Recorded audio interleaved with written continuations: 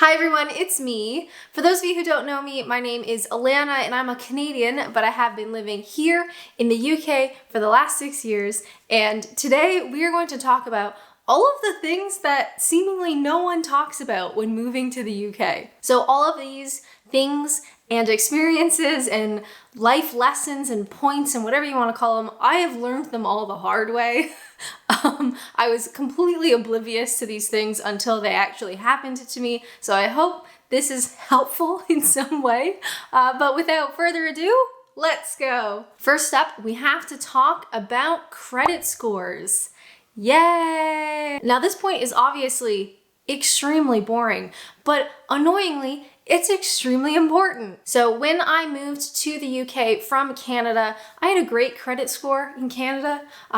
Thankfully, my parents had the foresight to help me build my credit score from a teenager. So I was doing, I was in a good spot. And then I moved to England.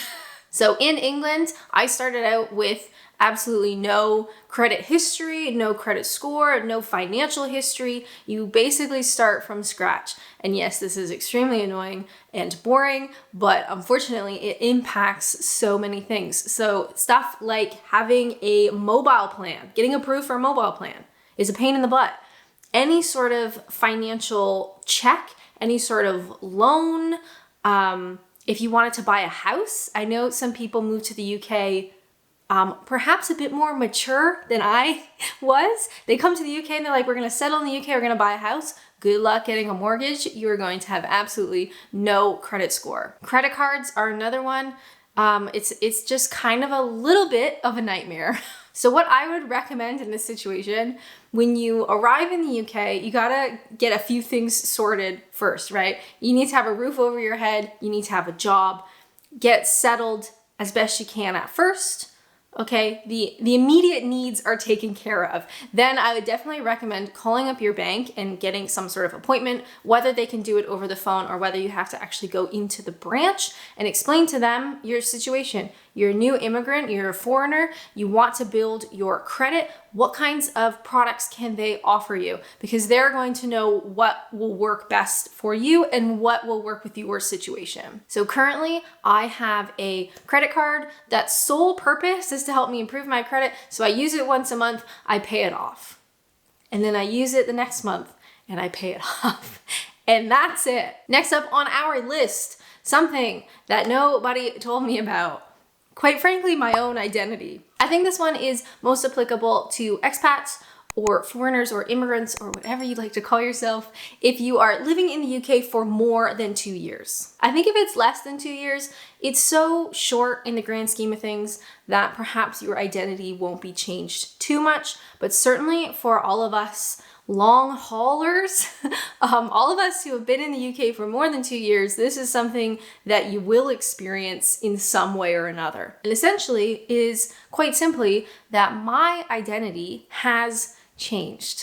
So I am no longer the Canadian that I was with before all of this in the before times, before I moved to England, but I'm also not British. I'm not English, and I never will be. But now I'm kind of like this thing in the middle. I'm like something else. And this can be really weird. It can be weird. It's strange. It's a bit unbalancing. I don't know. It's just like you as a person change, your identity changes. It's a whole experience. And of course, this also comes with time, okay? I moved to England when I was 22. I am no longer 22. Thank God. We've come a long way. So of course, I have aged. I have aged on YouTube, which is a weird experience in and of itself. But I've aged. My identity has changed. I can't go back to the person that I was before, but I'm never gonna be British either. So like, where does that leave me? There's a whole lot of like internal dialogue that you go through when you live abroad. And this, of course, when you move to any country. I know a lot of British people who watch my channel are doing the opposite to me and they're moving to Canada. Hey bud, how's it going? I hope you love Canada. You too, your identity is going to change. You will not be Canadian, but you won't be fully British anymore either. So there's no like way to fix this. Like, this isn't a point of like, here's what you have to do. you can't fix it. You kind of just have to go with the flow. Look at it as an exciting experience rather than a terrifying ordeal because there's really nothing you can do. You've changed. Change can be good, just a little bit scary. Another thing that I absolutely did not consider, didn't even think about for a moment before I moved to the UK was my driver's license. I realized this list is kind of like a combination of like practical stuff and existential stuff. And one of the practical things definitely is how are you going to get around? Now, in the end, it turned out that I was very lucky.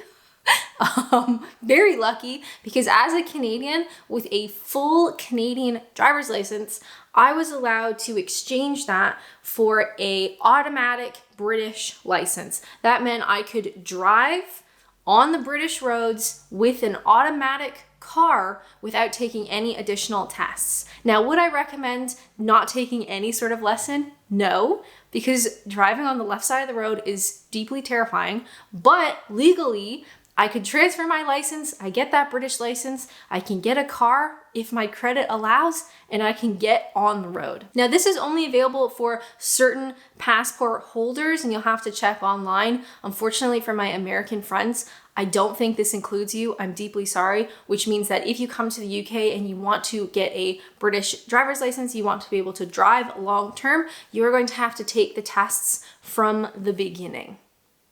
I'm so sorry. And it is also important to note that British driver's license are sort of split into two groups. So you have an automatic license, which means that you can only drive automatic cars, which is what I have, which is what Canadians, if you have just a regular Canadian driver's license, that's what you'll get, an automatic license. Unfortunately, automatics are less common. They're less likely to be driven here in the UK, so they are typically more expensive, which is really annoying. On the other hand, there's like a full British license, so you can drive automatic or you can drive manual. More people drive manual, which means it is cheaper. It's the opposite in Canada, like hardly anybody drives manual. It's kind of, I don't want to say old technology, but it's old technology. So just real quick, if you're a Canadian, you exchange your license. If you want to drive a manual car, you're going to have to do like the Americans do and do the tests all over from the beginning to be able to be given a manual license. For me, I thought about it, but to be honest, I just can't be bothered to put in the time and the money to get a manual license. So I currently have a British license for automatic cars. The way things are going with like electric cars are all automatic. I currently don't have a car anymore. I sold it a couple years ago. So I can get by just fine with public transport or with an automatic car, but you have to understand that automatic cars tend to be a bit more expensive. And on top of that, car insurance as a foreigner is just, wow. No words, it's expensive. Now, when you move to the UK, you can drive on a foreign license, I think up until a certain point. You'd have to check that. I feel like it's a year you can use a foreign license, but if you are going to stay in the UK long term, potentially, or at least longer than a year, I would 100% recommend getting a British license, especially if you are Canadian, because it is so easy. And then, even if you aren't going to drive, you are going to have a British photo ID card, which comes in handy in so many ways I can't even describe it. And one more recommendation for driving, what I did is something that I would 100% recommend is I switched my license to a British one, and then I booked a refresher lesson with a driving instructor. So we drove around, I think it was a 2-hour lesson. We drove around, I got to practice driving on the left side of the road. I got to practice roundabouts. I got to just practice because I did not feel confident to just get in the car and go, even though legally I could have. So if you are Canadian, foreign in any way, I would 100% recommend doing something like that because the roads here are a separate conversation, all right? Just thinking about it has got me like all clammy and anxious because they are so much more difficult than driving on roads in North America. That's a separate point, okay? All I'm trying to say is get a British driver's license if you can, because it's not something that anyone talks about. Our next point, I am going to simply call Long-term existential crisis. Nice. So let me explain, because this one's a bit of a doozy. When you first move abroad, okay, it's exciting, it's new, it's an adventure, it's a bit scary, but it's really cool, and it's like this big thing that you've accomplished, right? You've moved abroad. Wow, how awesome. When I moved to England, I was 22. I was not thinking long-term. I wasn't sure where I would be at 30 years old, let alone where I'd be at 23. I really didn't know. And I think this is the case for a lot of young expats when you move abroad. You just kind of like, the end goal is to move abroad. And then you do that and you're just kind of like, okay, what do I do next? So now that I am approaching, slowly but surely, my 7-year anniversary of being in the UK, I'm thinking, what's next? What do I do? Which, to be honest, is a pretty heavy existential question, but it's pretty important. So my thought process being, I would like to have a family someday. I'd like to have kids, potentially, if that's even possible. I don't know, but I think that's something that I would like. Okay, do I do that in England? Do I move back to Canada to start a family?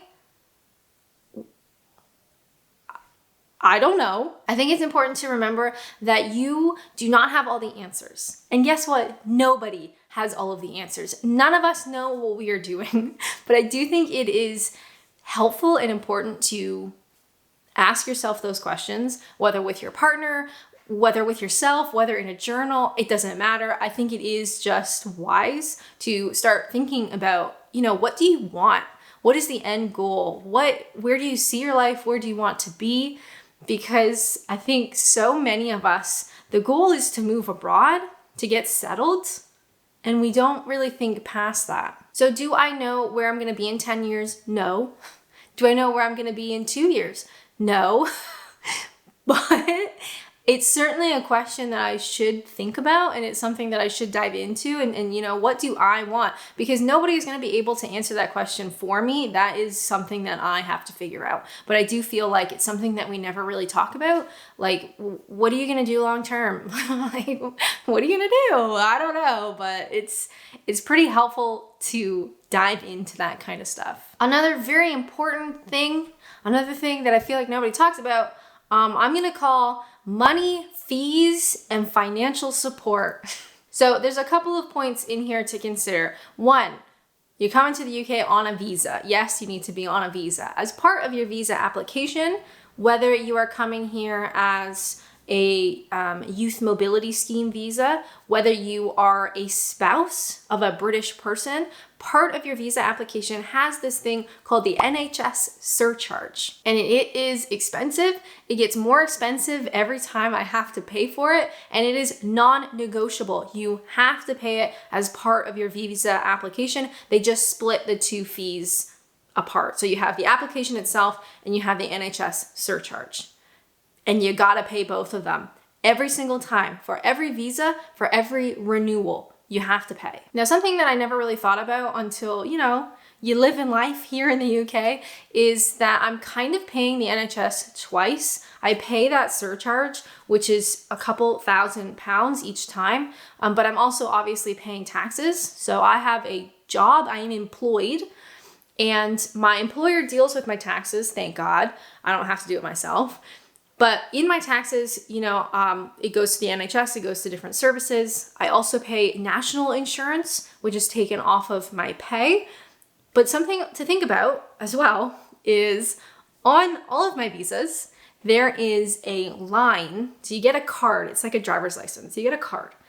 And on all the cards, there's a line that says, no public funds. So even though as a foreigner, I am paying tax on my income, I'm paying my national health surcharge, I'm paying the national insurance, I can't access any public financial support.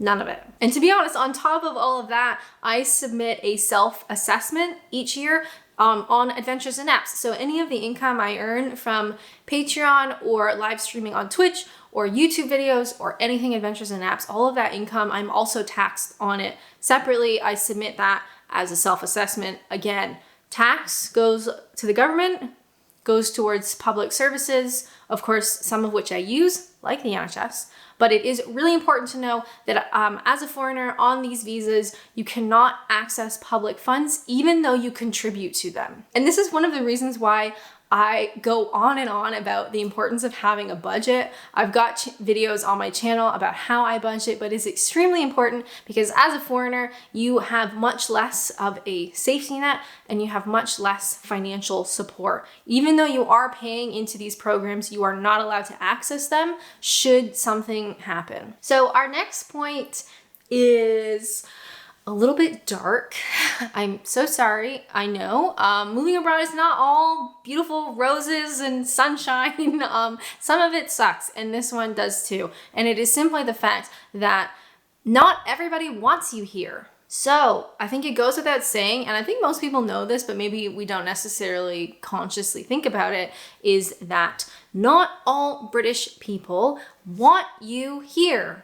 You are a guest, and some people would rather you go home. And I don't say that to scare anybody or to be rude to British people. Obviously, that's not the point of this whole point. The point is to be honest. And yeah, to be honest, some people would rather you not be here. Now, of course, not everybody. I have met some absolutely wonderfully kind, supportive, genuine people here, like truly life-changing type people, absolutely wonderful, would do anything they could to help me. These people exist, there are lots of them, but we can't just gloss over the fact that the other type of person exists too, the one that tells you you should go back to where you came from. You can see them in my YouTube comments, but they also direct message me, they email me. I have been told that in person. I've been in conversations where people talk about how immigrants are ruining the country, and I'm just like, hey, that's me. This is awkward. So it is something to just keep in mind. Is that going to ruin the experience for me? No. Is someone emailing me, telling me to go back to where I came from? Am I gonna go back to where I came from? No, because quite frankly, I don't care about their opinion. I don't know who they are. You have to accept that some of those people exist and they may tell it to your face, but you have to be willing to let that go and willing to make the decision on where you live yourself. Only you can decide. If you find that the UK is not for you, that's absolutely okay. And lots of people find that out themselves the hard way. You don't know until you know. And maybe at that point you decide to go back to where you came from because you made that decision. So don't let the negative comments from British people deter you, because thankfully they are a minority, but unfortunately sometimes they can be very loud. So it's just something to think about, something to consider, maybe have in the back of your mind, that just because you've done this really cool thing, you've lived your dream of moving to the UK, does not mean that everybody is going to be excited for you or excited to have you around. And quite frankly, it doesn't have anything to do with you. There's a garbage truck outside and someone at the door. Okay, I totally lost my train of thought. Do you guys remember what I was saying? When I'm editing this video, it's gonna be really obvious. Anyway, you do you, pal, okay? There's gonna be people that don't want you here, and that's just life. Probably be the same in any country, really, as a foreigner. But don't let that ruin your experience, your dream of living in the UK. You've done something really, really cool. If you want to go back home, make it that it is your decision to do so. I know that's like kind of heavy and depressing and stuff, but being an expat, being a foreigner is not always positive. And I think the more that you accept that and you know more about it, I do think it helps. So I think when moving abroad, it's like really exciting and it's cool. And it's like, look at all the traveling I'm doing and look at all the cool stuff and look at all my neat Instagram photos and all that kind of stuff. But a large part of moving abroad is actually like the nitty gritty weird stuff that people don't talk about. The fees that you have to pay, the tax, the driving license and car insurance, credit scores, existential crises, like all of that stuff is part of the moving abroad experience. It's a wonderful experience, but there are two sides to it. There's pros and cons. And I just want to be as upfront and blunt as humanly possible about the whole experience, because I think it's really important to see the whole picture. If you want to watch more videos, which would be totally awesome, why not check out this one where I talk about how to speak to British people. But as always, thank you guys so much for watching, and until next time, bye!